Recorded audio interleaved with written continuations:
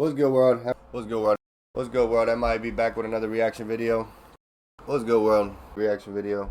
Let me grab my hat off the floor. What's good, world? I might be back with another reaction video. I might be back with another reaction video. What's good, world? I might be back with another reaction video. Appreciate you tuning in. If you're new here, hit the subscribe button. If you ain't new, make sure you get somebody else to subscribe so we get the channel popping. And I don't gotta pull up and pop you. Thank you for tuning in. I appreciate you. Now let's just jump straight into it.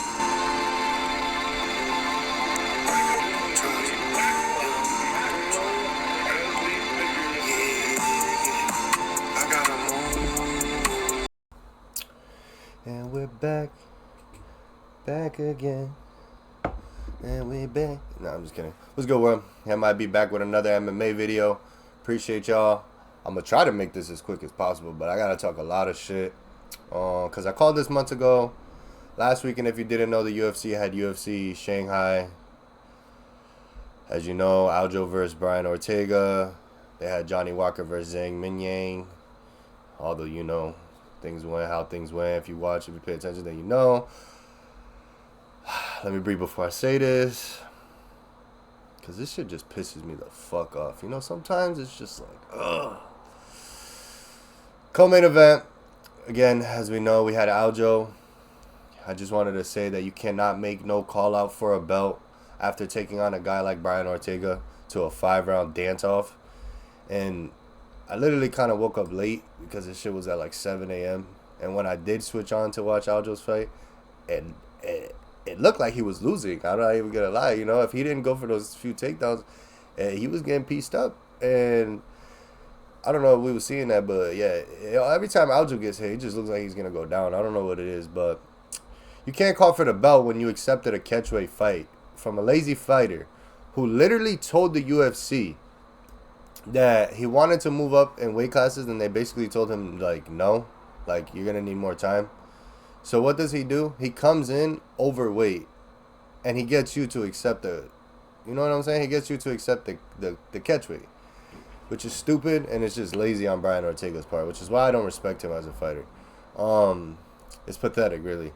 Altogether, you should have never even fought Brian Ortega. It was just stupid. I mean, I guess I see what you were trying to do here with the rankings. You were trying to get yourself from number 9 to number 4. I guess you're at number 5 now, so it did help you a little bit.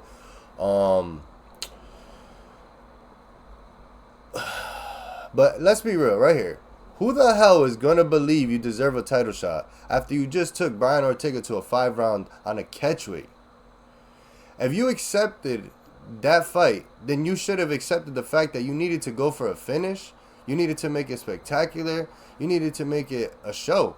Because not only that, you have 3 people in line for that same fucking belt. And that's the crazy part about it. And if anything, Brian Ortega benefited off this fight more than you did, because he got to get a little feel at that new weight class that he wanted to move to.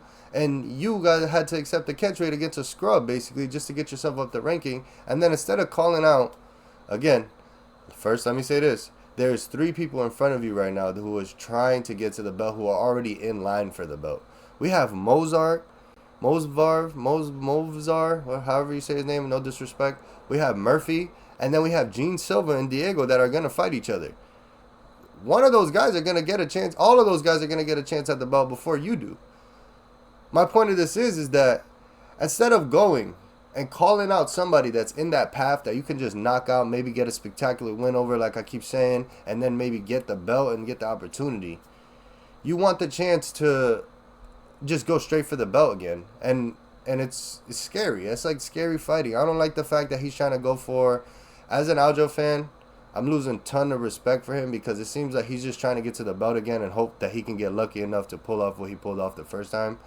And it's sickening. Aljo, you need to fight one of those guys that I just mentioned. And since you can't fight Murphy or Alex, and Movizar you already lost to, why didn't you just call out somebody like Diego Lopez or Gene Silva and just say the winner is mine? Sickening. And that's what gets me so mad. nobody's gonna believe that you're ready to go fight for the belt or you deserve the shot when you have other people like that in the way and you're not even trying to fight none of them. It's just scary fighting. It's scary way to the rankings and hoping that you can get that title fight if somebody pulls out or what. Just some bullshit.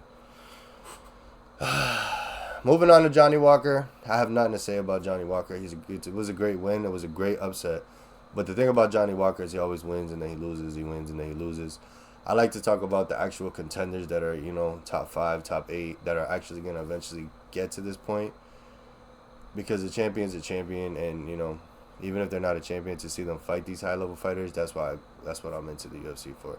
And I'm not into these lucky upset fights because, again, he probably didn't even think he was going to win. It didn't even look like it. But you know what? That's just how things go. And I'm sure he was literally the underdog. Nobody thought he was going to win that. Shit, I didn't.